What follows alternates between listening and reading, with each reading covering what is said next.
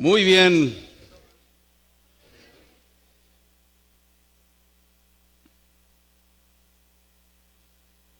Decían que era febrero loco y marzo otro poco, pero ya se pasó a abril. Abril está rete loco, pero qué bendición que estamos ya en el mes de abril, amén. El Señor es bueno, ya terminamos nuestra serie, el libro de Génesis. Y este mes vamos a estar viendo algunos conceptos de la mayordomía, ¿ok? Y ahorita le voy a explicar qué es la mayordomía. La próxima semana tendremos bautismos, Pastor Domingo estará predicando de bautismos. Y entonces el día 20 es el día de resurrección. Así que invite a muchas personas para que se congregue y podamos predicar al Cristo resucitado, amén. Es lo que decía Pablo, yo no hago más que predicar a Cristo y a Cristo resucitado. Muy bien, vamos a entonces a entrar a este concepto. En esta iglesia cada año tratamos de hablar de mayordomía. Y si usted pregunta, ¿y qué es eso de mayordomía? Mayordomía es un concepto bíblico, un principio que nos da la Biblia. ¿De qué? De que Dios es dueño de todo. Diga conmigo, Dios es dueño de todo. Y Él nos da a nosotros, a todos, ¿ok? No nada más a creyentes, no, Dios nos da algo para administrar. ¿Qué nos da Dios? Dios nos da todo. ¿Quién dijo la mano? ¿Quién está respirando? ¿Quién le da el aire? ¿Quién da el aliento de vida? Dios.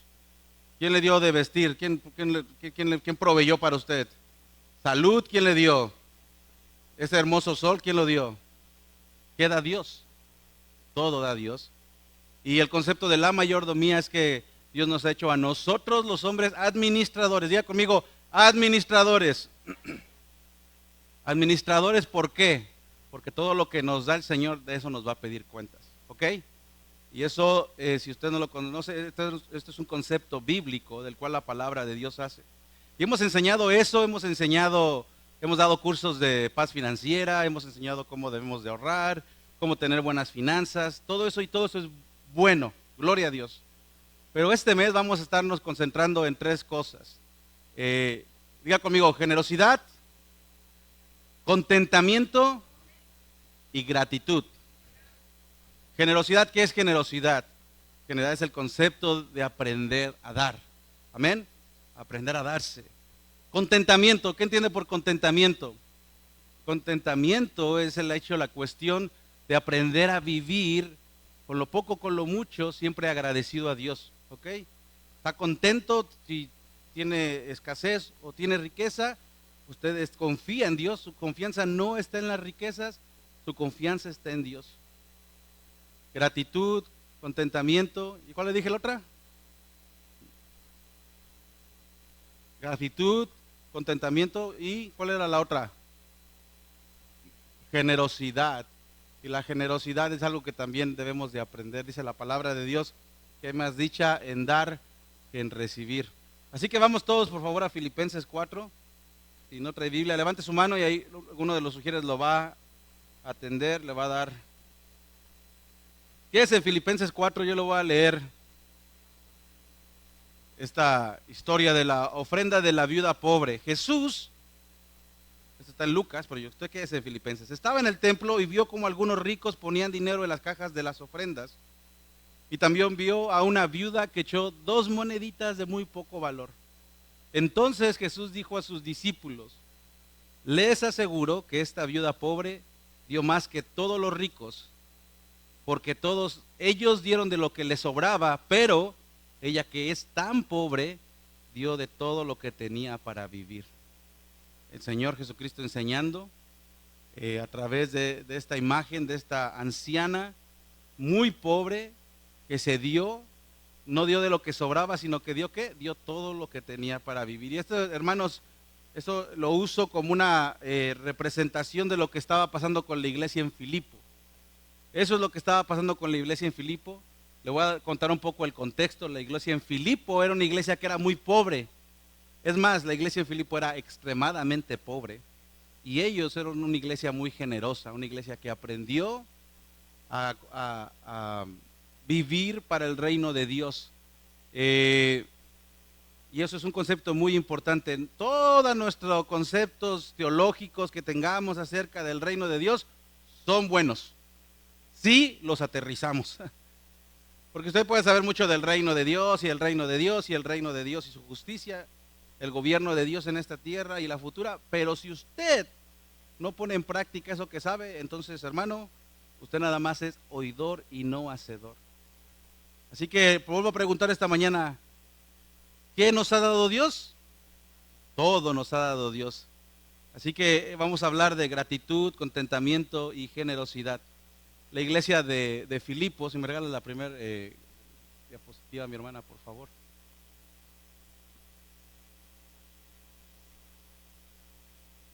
La iglesia de Filipo era una iglesia que estaba en lo que era Grecia, y era una iglesia diferente. Los problemas, si a usted le gusta saber, ahí estaba en Macedonia, la parte norte de Grecia, ahí estaba Filipo. Pablo ya estaba en sus viajes misioneros, él había andado predicando el evangelio. Los problemas de esta iglesia eran diferentes a otras iglesias. Los problemas de Filipo no eran problemas de divisiones, bueno, eran problemas de divisiones, pero no como sucedía en Corinto. En Corinto había mucha inmoralidad. En Roma había mucho problema, lo vimos la semana pasada, de orgullo entre unos y otros. Unos se creían más que otros. En Gálatas el problema era que muchos estaban judaizando, creían que la fe era en Cristo Jesús, pero aparte tenían que hacer otras cosas. Cuando Pablo le escribe a la iglesia de Filipo era por un problema de división, hay un problema de división de algunos miembros de la iglesia, y para una enseñanza, para hablarles y enseñarles de cómo tenían que tener gozo. Y usted dice, ¿y eso qué tiene de importante? Bueno, es que la carta de Filipo, hermanos, que es la carta del gozo, es una carta que Pablo escribió encadenado desde una prisión. Y eso cobra mucho sentido. Pablo estaba encarcelado, ¿ok? Y Pablo le escribe a esta iglesia por algunos desacuerdos y sobre todo para darle gracias a Dios con un espíritu de gratitud por una ofrenda que ellos habían mandado con Epafrodito. Así que Pablo utiliza esta carta para hablarles del gozo. Empieza diciendo la carta, alégrense, insisto, alégrense en el Señor. Que todos se den cuenta de su gozo, decía Pablo. Así que es importante que entendamos que Pablo estaba hablándole a esta iglesia para animarlos, para corregir algunas cosas, para decirles cómo tenían que, por ejemplo, vaya conmigo al capítulo 4.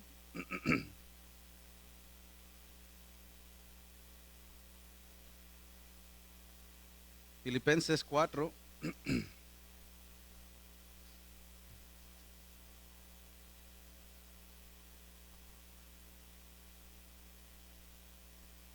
Bueno, lo voy a leer primero, el capítulo 1, vaya conmigo. Dice el capítulo 1, versículo 3.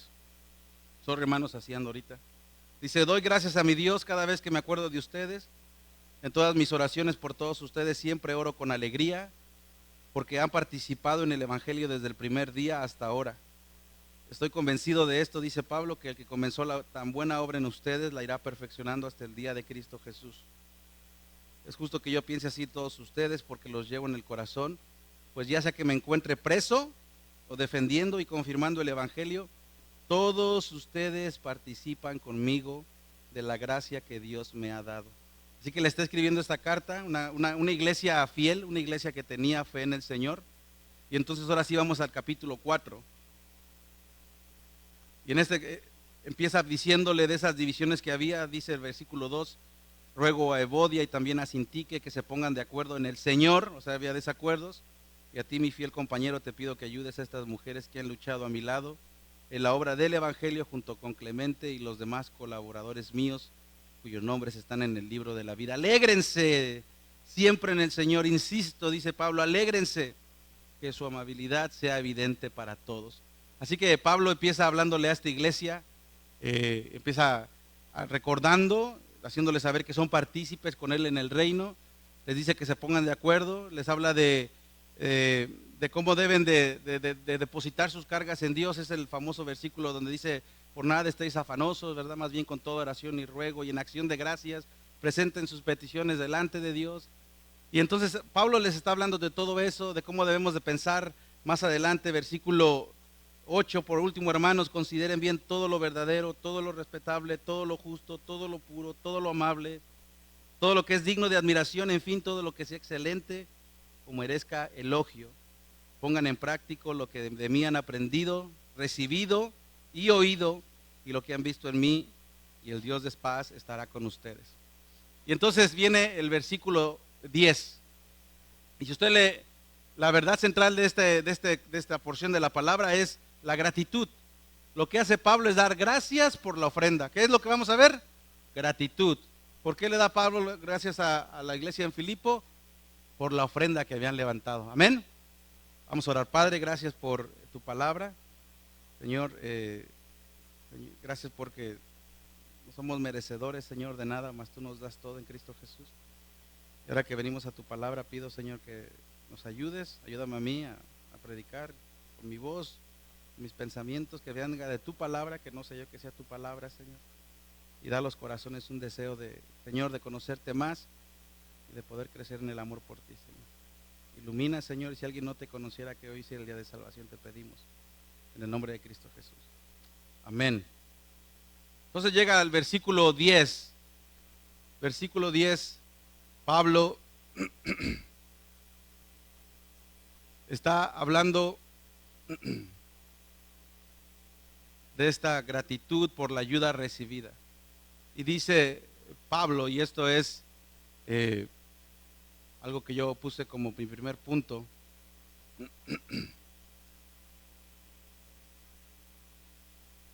Dice, el apóstol Pablo está agradecido por esta ofrenda y nos muestra la manera correcta de aprender a recibir con gozo y no con pena, con amor y no con orgullo.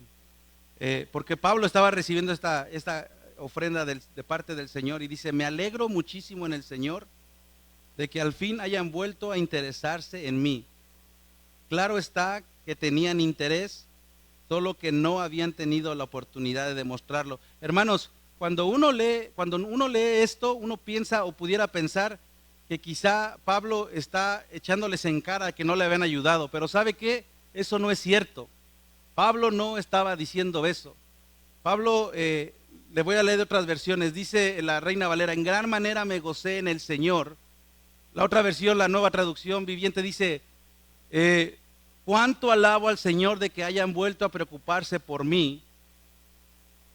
Y la otra versión dice de que ya al fin habéis revivido, dice, vuestro cuidado de mí.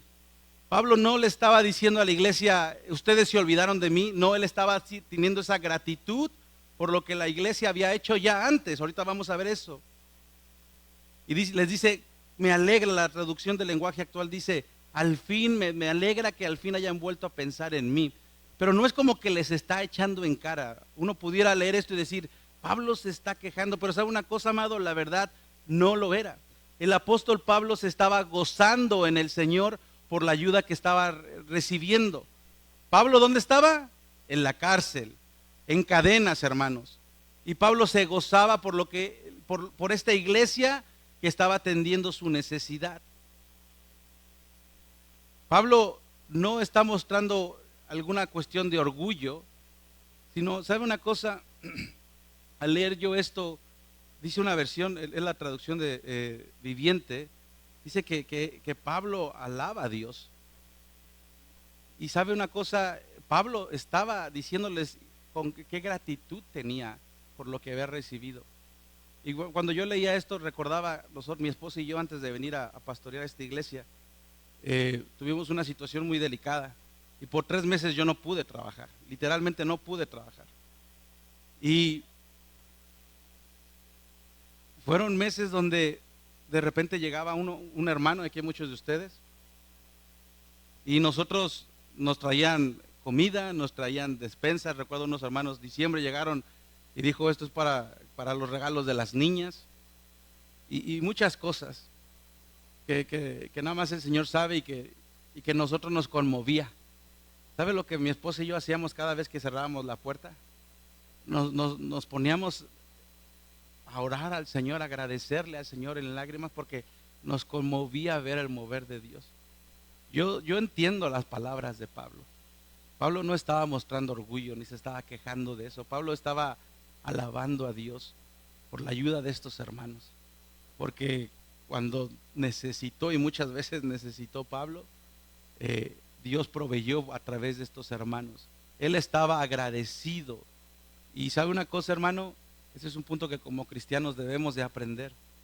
Y también, usted sea creyente, ¿no? Usted debe de aprender a ser agradecido, a recibir con gozo y no con pena, con amor y no con orgullo. Hay muchas personas, y traigo eso del orgullo porque esta semana pasada predicamos de Romanos 12, y en Romanos 12, yo le dejé una tarea a la célula del jueves y les decía, hermanos, vamos de tarea a ver esta semana en todo lo que hacemos dónde se asoma el orgullo. Y cuando se asome el orgullo, apúntelo, porque todos tenemos rasgos de orgullo. Hay muchas personas que les gusta ayudar, pero no quieren que nadie los ayude. ¿Sabe cómo se llama eso? Eso se llama orgullo. El orgullo se puede maquillar de una manera, pero eso no es algo que agrada a Dios. Usted debe de aprender a recibir de las personas cuando las personas lo hacen con amor. Usted debe de aprender que eso viene de Dios. Amén. Así que si usted es de bendición, gloria a Dios.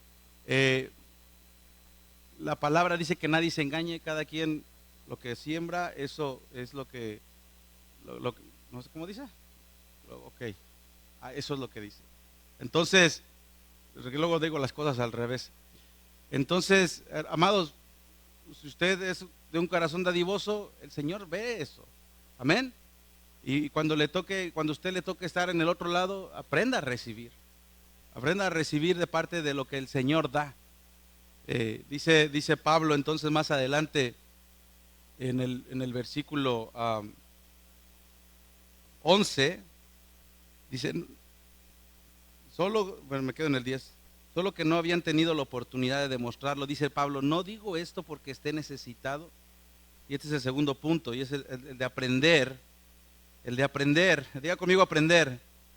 Dice Pablo, no digo esto porque esté necesitado, dice, pues he aprendido a estar satisfecho en cualquier situación en que me encuentre. Así que, amado, el contentamiento no es algo que con el cual nacemos usted y yo. El contentamiento es algo que nosotros debemos de aprender. Y adivine cómo aprendemos a estar contentos. Por las pruebas que vienen a nuestra vida. Vaya conmigo, por favor, porque si alguien sufrió, y yo veo el sufrimiento del apóstol Pablo, vaya conmigo, por favor, a la segunda carta de Corintios. Se lo voy a leer, lo puedes poner en la pantalla, mi hermana, por favor. Segunda carta de Corintios, capítulo 11, versículo 23. Antes. El que sigue. Dice Pablo, ¿son servidores de Cristo? ¡Qué locura! Yo lo soy más que ellos. He trabajado más arduamente, he sido encarcelado más veces. Pablo, hermanos, Pablo se la pasaba, por toda causa del evangelio de llevar, Pablo era perseguido. Dice, he recibido los azotes más severos. He estado en peligro. No lo tienes en la... Dice, 5 veces recibí de los judíos 39 azotes. 3 veces me golpearon con varas. 1 vez me apedrearon. 3 veces naufragué y pasé un día y una noche como náufrago en alta mar. Dice Pablo, mi vida ha sido un continuo ir y venir de un sitio a otro en peligros de ríos. Fíjense en todos los peligros. Peligros de bandidos, peligros de parte de mis compatriotas, peligros a manos de los no judíos. La que sigue, mi hermana, por favor. Peligros en la ciudad, peligros en el campo, peligros en el mar y peligros de parte de falsos hermanos, dice Pablo. He pasado muchos trabajos y fatigas, dice, y muchas veces me he quedado sin dormir. ¿Qué dice aquí, hermanos? ¿He sufrido qué? ¿He sufrido qué? He sufrido hambre y sed, y muchas veces me he quedado en ayunas y he sufrido frío y desnudez. ¿Cómo cree usted que Pablo aprendió? El sufrimiento, hermanos, es necesario en la vida del creyente. Por una parte, pero él dice, he aprendido a vivir en pobreza y he aprendido a vivir en riqueza. A veces nos concentramos mucho nada más en la pobreza, pero no, hermanos, también tenemos que aprender a vivir en riqueza. El contentamiento, amado, es algo que se aprende. Usted no va a aprender a vivir una vida de fe, de dependencia a Dios, sabiendo que Dios es bondadoso y fiel, si usted no experimenta la necesidad. ¿Qué aprendemos nosotros de esto que acabo de leer? Que el apóstol Pablo aceptó el sufrimiento como ¿qué? Como parte de su llamado como apóstol. Que el apóstol Pablo aprendió que los sufrimientos de su vida fueron una enseñanza a depender de Dios.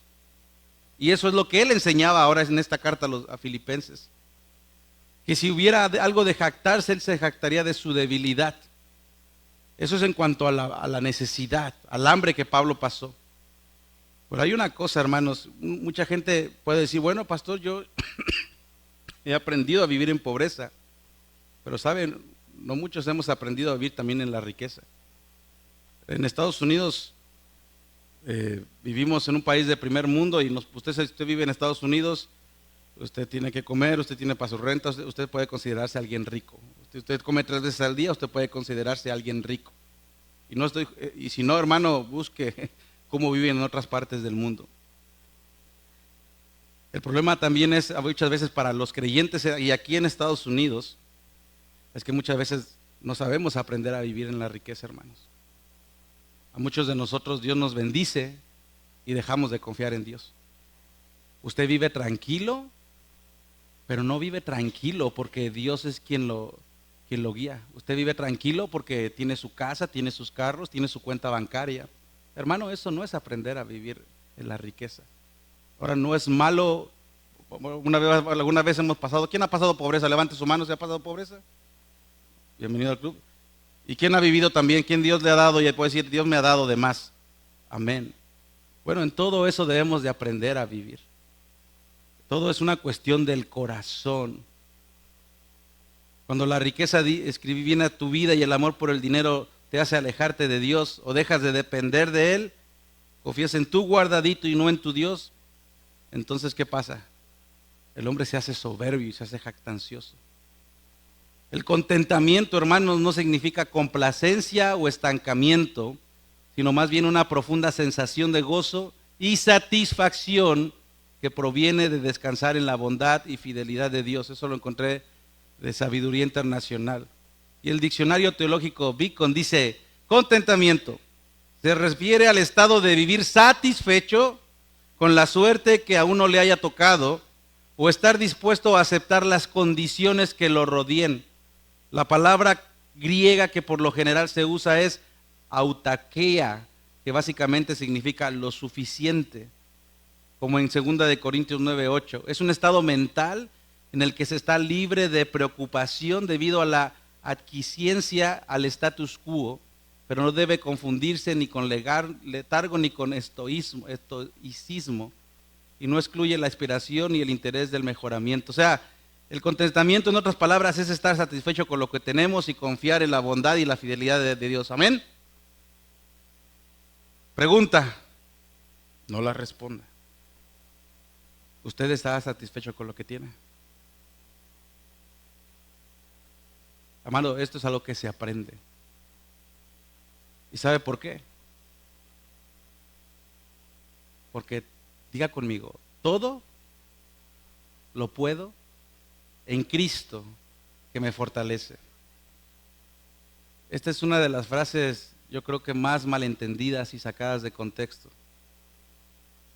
Muchos usan todo lo puedo en Cristo que me fortalece como una declaración triunfalista, como una declaración de que no tengo límites, como una promesa donde Dios me promete que lo que yo me proponga lo voy a hacer sin límites.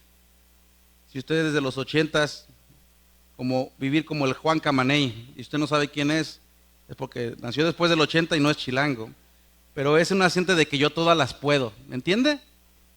¿Y sabe qué? De eso no está hablando Pablo. Pablo no está hablando de una promesa de yo todo puedo, no es declaración positiva, hermano. Tenga cuidado con eso. Eso ya entró muy feo a la iglesia. No es eso. Lo que Pablo está diciendo es que ¿de qué está hablando Pablo? De una ofrenda. De una ofrenda que le mandaron ¿a dónde? A la cárcel. ¿Quién se la mandó? La iglesia de Filipo. Una iglesia muy pobre. ¿Ok? Y entonces Pablo dice, todo lo puedo en Cristo que me fortalece. ¿Por qué? Porque he aprendido a vivir ¿en qué? En pobreza y en riqueza. ¿De qué está hablando Pablo? De aprender a vivir con contentamiento. De aprender a vivir, diga conmigo, satisfecho. ¿Es malo tener anhelos? No.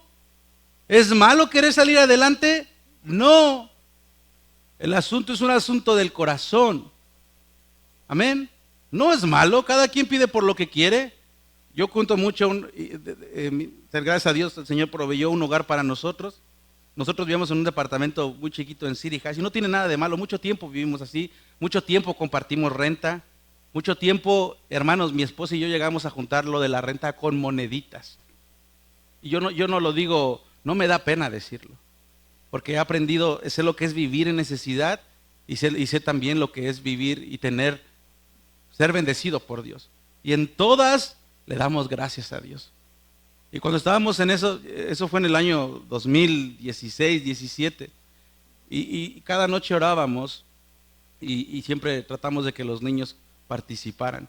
Y Camilita, muy chica, Camila tenía 5 años, y cada que le tocaba predicar ella decía, Señor, por favor, te pido por una casa más grande y por un perrito.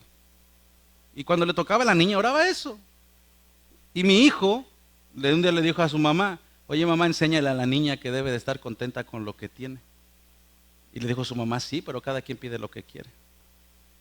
¿Por qué? Para la niña quería una casa más grande porque la niña le encanta la gimnasia y ella daba 2 vueltas y ya pegaba con la pared. Ella quería una casa más grande para ser más contenta.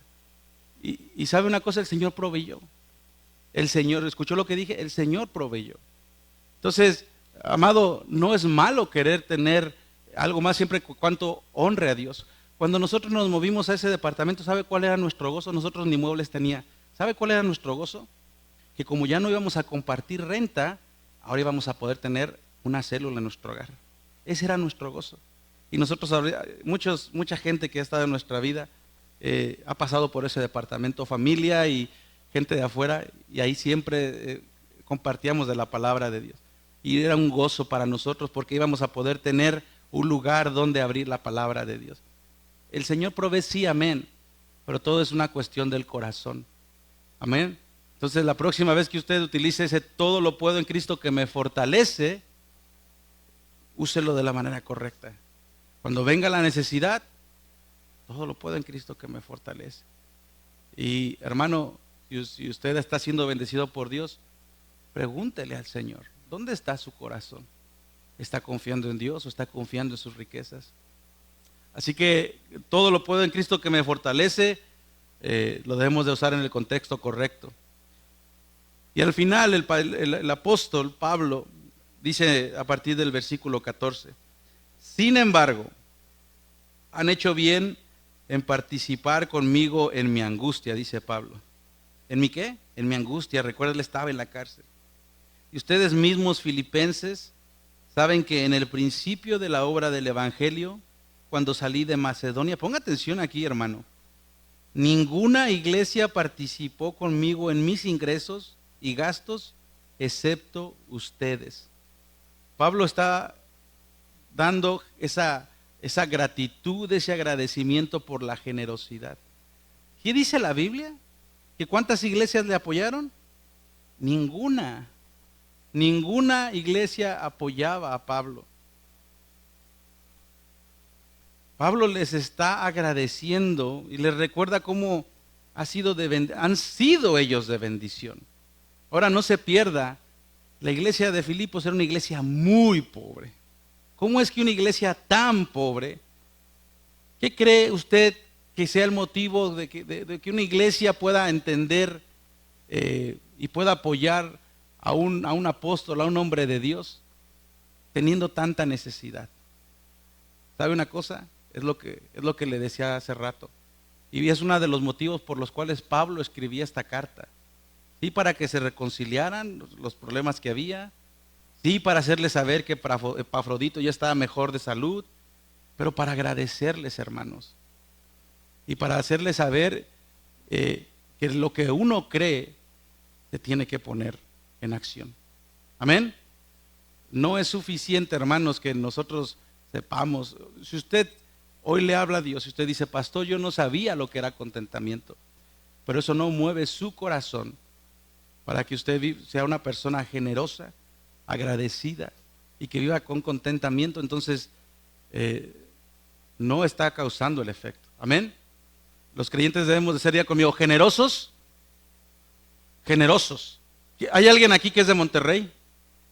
No. Bueno, no saben, no, quizá no muchos de ustedes saben, pero en México cuando se dice que eres de Monterrey, ¿por qué dicen que eres de Monterrey? Porque eres codo, dicen, ¿verdad? Hay mucho codo, y eso quiere decir, y Monterrey es una de las ciudades, junto con Guadalajara y la Ciudad de México, donde tienen más prosperidad. Y cuando hay muchos chistes de los norteños, ¿no? Porque son codos. Hermano, dígale al de al lado, hermano, no seas de Monterrey. Mejor sé de Cristo, amén. Hermano, no podemos ser. Un cristiano que ha entendido el reino de Dios debe de ser generoso. Y ya me está regresando la voz. Gracias, Señor. Un cristiano, alguien que ama a Dios, alguien que ha entendido que Dios nos ha dado todo y que nos va a pedir cuenta, y que si Él nos da más, ¿para qué es? Para ser de bendición. Amén. ¿Para ser de bendición a quién? Pues a los que el Señor nos ponga. Hermanos, en la Biblia, no, eso es otra prédica, pero usted no puede nada más andar ayudando, como que usted debe de ser obediente a hacer la voluntad de Dios. Y lo que es el reino de Dios, sí hay muchos principios. Por ejemplo, viene uno, dice la Biblia, que si usted le da a otros lados, pero no provee para los de su casa, usted está mal. ¿Me entiende? Son principios, pero eso no se trata de la prédica. Eso es otra prédica. Y si quiere más información, luego le hacemos un taller. Pero lo que sí dice es que debemos de ser generosos. O sea, nuestra fe se debe de ver, ¿qué? En generosidad. Amén. Ya sé que no sepa la derecha lo que es la izquierda, ya sé, pero hay necesidad. ¿Hay necesidad o no hay necesidad? Aunque estamos en Estados Unidos, hay una necesidad. ¿Y qué debemos de hacer cuando vemos a nuestros hermanos en necesidad? Bendecirlos, hermanos. Y dice Pablo, bueno, quiero leerles algo que Pablo dijo, no a la iglesia esto me encanta, no a la iglesia de Filipo, pero sí a la iglesia de Éfeso, que estaba en Asia. Pablo junta a los líderes de Éfeso, los hace que se vean en Milito, que era un puerto, y tiene una despedida bien emotiva de estos ancianos en Éfeso, de Éfeso, en Milito, perdón. Y dice Pablo en Hechos 20, 32, 35, se lo voy a leer despacio. Dice, ahora los encomiendo a Dios y al mensaje de su gracia, mensaje que tiene poder para edificarlos y darles herencia entre todos los santificados. Fíjese lo que dice Pablo, él les enseñaba con el ejemplo. Dice, no he codiciado ni plata, ni el oro, ni la ropa de nadie. Ustedes mismos saben bien, fíjese que Pablo trabajaba, que estas manos se han ocupado de mis propias necesidades y de las de mis compañeros. Y con mi ejemplo les he mostrado que es preciso trabajar duro para ayudar a los necesitados. Y esto me encanta. Y si quiere, y si está en Hechos 20, subráyelo, hermano. Recordando las palabras del Señor Jesús. Hay más dicha en dar que en recibir. Hay más dicha en dar que en recibir, estaba diciendo Pablo. Él lo hizo. Él, por eso cuando dice, yo he sabido lo que es vivir en pobreza y también con riqueza, él había sido bondadoso. Él les había enseñado a la iglesia en Éfeso y en Filipo, y a donde quiera que Pablo iba y a donde quiera que Pablo enseñaba, ellos veían al hombre de Dios. Dice versículo 16, seguimos ahora en Filipenses 4, incluso a Tesalónica me enviaron ayuda una y otra vez para suplir mis necesidades. Y dice Pablo, no digo esto, o sea, usted escucha, es que usted y yo estamos a veces muy maleados, hermanos. Y a veces escuchamos esto y decimos, les está pidiendo más, pero no. ¿Cómo sabemos? Porque dice el versículo 17, no digo esto porque esté tratando de conseguir más ofrendas. No estaba tratando de sacar nada para su beneficio. Dice, fíjese lo que dice, sino que trato de aumentar el crédito de su cuenta o a su cuenta. ¿Cuál crédito, hermano? ¿Cuál crédito? Con Dios. Dice otra versión, no es que yo esté cobrándoles nada, lo que quiero es que ustedes lleguen a tener más en su cuenta delante de Dios. No lo digo para que ustedes me den algo, dice otra versión, sino para que Dios les tome esto en cuenta. Sin duda que estos hombres serán recompensados. Amén. ¿Quién es el dueño de todo? Dios. Y cuando nosotros damos a alguien, ¿Dios nos debe? ¿Acaso Dios es deudor de alguien? Dios es ¿qué es? Dios es el dueño de todo. Y cuando Él nos da, también nos da para bendecir a otros. Amén. Y cuando nosotros damos y hacemos la voluntad de Dios, estamos complaciendo al Señor, amado. ¿Quién quiere hacer la voluntad de Dios? Bueno, hermano, la Biblia dice que ayudar al necesitado pone, y esto es algo, no es literal, dice mi esposo, una sonrisa en la cara de Dios. Usted y yo agradamos a Dios cuando somos de un corazón bondadoso. Yo conozco muchas personas en mi familia, en la vida, he visto muchas personas que son bondadosas y veo cómo Dios los bendice. Ahora, yo no estoy enseñando eso, hermano, que no es una como que yo les doy, pero tú dame a mí. No, hermanos, es una cuestión de que Dios es bueno y Dios no le debe nada a nadie. Amén. Y Dios da. Dios, hay bendición en dar. Créame, si no lo he experimentado, Señor, dame un corazón dadivoso. Hay una parte en la Biblia donde el Señor los echa fuera y otros los recibe. Y Él dice, que ustedes no los conozco. Dice palabras fuertes el Señor. Y a otros sí los conocía. ¿Cuál era la diferencia? Porque cuando le diste, cuando ayudaste a mí, cuando llegaste a uno de mis hijos, cuando le diste, ¿de qué estaba hablando el Señor? De que no habían hecho nada para agradarlo a Él. Cuando hiciste algo por el más pequeño de los míos, dice el Señor. Y a los otros les dijo, apártense de mí. Amado, nuestra fe es, si usted no quiere ser religioso, entonces usted debe de pedirle a Dios, si no tiene un corazón dadivoso, Señor, dame un corazón donde te pueda dar. Quiero agradarte a ti, Señor. Y dice Pablo, no es que yo les esté cobrando nada, sino que quiero que ustedes lleguen a tener más en su cuenta delante de Dios. Nosotros no vamos a pasar por el tribunal, el creyente en Cristo no va a pasar por el juicio del gran trono blanco, donde la gente va a dar cuentas a Dios por haber negado a Jesucristo. Los creyentes van a pasar por el tribunal de Dios. Y en el tribunal de Dios, usted y yo seremos recompensados por lo que hicimos o no hicimos. La fe es por la fe. La salvación es ¿por qué? Por fe, ¿verdad? ¿Es por algo que usted hace? ¿Usted se va a ir al cielo porque fue bueno con su vecino? Señor, pero yo le di yo siempre ayudaba a mi vecino. Y mi compadre cuando no tenía yo le completaba. ¿Usted le va a decir eso a Dios? Usted no va a ir al cielo por eso. Usted va a ir al cielo si usted cree en Jesucristo como su Señor y Salvador. Amén.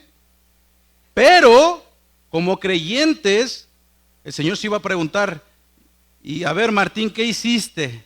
Si yo te bendecía, ¿cuántas veces bendeciste al necesitado? ¿Cuántas veces viste la necesidad de otros? El Señor me va a pedir cuentas, amado. Pero ya no es para juicio, pero debido a lo que yo haya hecho no en esta tierra, para agradar a Dios, seré recompensado. Dice Pablo, hablándole a Timoteo, en 1 Timoteo 6, 11, dice, es cierto que con la verdadera religión se obtienen grandes ganancias, pero solo si uno está satisfecho con lo que tiene. ¿Cómo? Satisfecho. Diga conmigo, satisfecho. Si uno no está satisfecho, uno no va a poder tener contentamiento. Porque nada trajimos a este mundo y nada podemos llevarnos. ¿Usted nació con ropa? ¿Traía su iPhone 15? ¿Traía su Tesla 2025? ¿Qué traía usted? Y así como vino, dice, así nos vamos y se lo va a llevar su Tesla ahí, se lo van a echar. Su reloj de $5,000 se lo van a echar. No tiene, hermano, otra vez, no estoy diciendo, lo que estoy diciendo es que es una cuestión del corazón. Porque nada trajimos y nada podemos llevarnos, así que si tenemos comida y ropa, contentémonos con eso, dice el Señor. Los que quieren enriquecerse caen en la tentación y se vuelven esclavos de sus muchos deseos. Estos afanes insensatos y dañinos hunden a la gente en la ruina y en la destrucción. Apunte, si usted la vi, vaya conmigo, 1 Timoteo 6, versículo 10. Y dice, porque el amor al dinero es la raíz de toda clase de males. Por codiciarlo, algunos se han desviado de la fe y se han causado muchísimos sinsabores. ¿Cuál es el problema? El amor al dinero. Porque el amor al dinero es la raíz de toda clase de males. Por codiciarlos, algunos se han desviado de la fe y se han causado muchísimos insabores.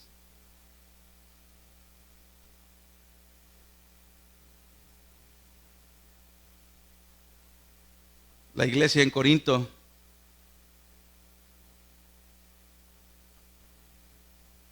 algo que me gusta del versículo 18 dice, ya he recibido todo lo que necesito y aún más tengo hasta de sobra, dice Pablo. Ahora que he recibido de Epafrodito lo que me enviaron. Y dice, es una ofrenda fragante, un sacrificio que Dios acepta con agrado. Y la semana pasada el Señor nos habló en Romanos 12 de cómo debemos de vivir como un sacrificio agradable a Dios, cómo debemos de presentarnos. ¿Y qué es eso, hermanos? Es hacer la voluntad de Dios. Ser un sacrificio agradable a Dios es vivir como Dios le agrada. Amado, a Dios le agrada que sus hijos sean bondadosos. La iglesia, el cuerpo de Cristo, es quien representa a Cristo en esta tierra. Yo le doy gracias a Dios por esta iglesia. Cada que viene Colín en noviembre, ella siempre me dice que siempre le da gracias a Dios, así como Pablo. Y dice, porque siempre me pongo a pensar cómo es que Dios le puso a Cuco el deseo de una iglesia tan pequeña. Ahora ya somos más, hermanos, pero en aquel entonces Puente de Vida era muy pequeña. Y como una iglesia tan pequeña me puede estar apoyando hasta Kenia. Y yo digo, wow, ¿por qué? Porque hemos entendido acerca del reino de Dios. Amado, entender acerca del reino de Dios quiere decir que usted entiende que hay necesidades. No, si usted quiere espiritualizar todo, hermano, bájele 2 rayitas. Porque necesitamos, que tiene que ser práctico. Póngase de pie, por favor, iglesia. Nuestra fe tiene que ser una fe práctica. Nuestra fe tiene que ser una fe vívida. Amén. Jesús le dijo, en Mateo 6:33 dijo, que buscáramos ¿qué? Pero buscáramos primeramente. ¿Sabe lo que estaba diciendo Jesús ahí? Que tu prioridad sea Dios. Jesús dijo, si tu prioridad es Dios, todo lo demás va a venir por añadidura. O sea, eso es una promesa que Dios nos da. Amado, si tu prioridad es Dios, las necesidades, Él no te está diciendo, oye, si tu necesidad es Dios, y si pones primero a Dios, mañana vas a tener un Tesla. No está diciendo eso. Ahora no tengo nada contra los Teslas, A lo mejor pensaba comprarse un Tesla y ya no va a ir porque el pastor habló mucho del Tesla. Yo no quiero decir eso. Pero si tu prioridad es Dios, tú puedes estar tranquilo de que todo lo demás vendrá por añadidura. El Señor conoce tus necesidades. Pero es el orgullo el que muchas veces no nos deja, amados. El Señor no es deudor de nadie. Y el Señor pagó un precio muy alto por ti y por mí, hombres y mujeres pecadores, para que tú y yo pudiéramos ser libres de la esclavitud. Amado, el problema no es el dinero. El problema es el amor al dinero. ¿Dónde está tu corazón esta mañana? ¿Dónde está tu confianza esta mañana? ¿Eres dadivoso? ¿Tienes gratitud cuando Dios te bendice a otros? ¿No te gusta que nadie te ayude? Eso es orgullo, hermano. ¿Dónde está nuestro corazón esta mañana? Prediquémonos el evangelio. ¿Y cuál es el evangelio? Que siendo pecadores, nosotros éramos deudores de Dios. Yo era deudor de Dios. Pero Dios, que es rico en misericordias, nos dio a su Hijo Jesucristo. Amén. Eso es el evangelio. Tú y yo éramos deudores de Dios, pero Dios liquidó esa cuenta. ¿Y sabes cómo lo hizo? En un madero, dando su cuerpo y su sangre preciosa. Esas cosas, todo lo demás es perecedero, hermano. Tú no te vas a llevar nada, ni yo tampoco. Pero las riquezas en Cristo Jesús son suficientes. Yo te hablo a ti que quizá tienes necesidad hoy. El Señor conoce tu necesidad. Y yo te hablo a ti que quizá tienes ahora riquezas. Amado, aprende a vivir también con la riqueza. Honra a Dios con tu riqueza y honra a Dios cuando te falte. Y cuando haya necesidad, di: todo lo puedo en Cristo que me fortalece. Esa promesa es ahí. Y si acaso hay alguien esta mañana que todavía no ha depositado su fe en Jesucristo y dice: yo no me había dado cuenta de eso, yo era deudor de Dios y yo no podía pagar. La paga del pecado es, ¿qué dice la Biblia? Muerte, más la dádiva de Dios es que vida eterna en Cristo Jesús. Si tú no has depositado tu fe esta mañana, si tú crees que es por ayudar a otros, no, hermano, no somos salvos por obras, pero sí somos salvos para buenas obras. Di conmigo: no soy salvos por obras, pero soy salvo para buenas obras. Esas las tenía, dice la palabra de Dios. Dios la tenía desde antemano para nosotros. En Efesios 2:10 dice: en Cristo Jesús. Toda la buena obra que tú y yo hacemos, hermano, no es que tú y yo somos buenos. El Señor tenía esas obras para nosotros desde antes de la creación del mundo en Cristo Jesús. Amén. No tenemos nada de qué jactarnos, pero hay gozo. Si tú no has experimentado eso, pídele al Señor que te dé un corazón dadivoso. Gózate en tu Señor. Gózate, Él estaba en la cárcel. Tú te puedes gozar en el Señor. Por eso Pablo decía: alégrense, gócense. Que todo mundo vea su gozo. Porque ellos eran personas, hombres y mujeres salvados. Ya no eran deudores de Dios por lo que Dios hizo. Padre, gracias por tu palabra. Gracias, Señor, porque me permitiste poder hablar, Señor, esta mañana. Señor, tú conoces nuestros corazones. Tú nos hablaste a cada uno esta mañana. Padre, que esto dé frutos, Señor. Ayúdanos a ser una iglesia, Señor, que entienda que, Padre, vivir para tu reino se tiene que ser tangible en esta tierra. Gracias porque Puente de Vida es una iglesia bondadosa, Señor. Ayúdanos y haznos cada día más como nuestro Señor Jesucristo, que no escatimó nada, Señor, para darse por nosotros. Ayúdanos ahora nosotros, Señor, no escatimar para vivir para ti, porque te lo pedimos en el nombre de Cristo Jesús. Amén.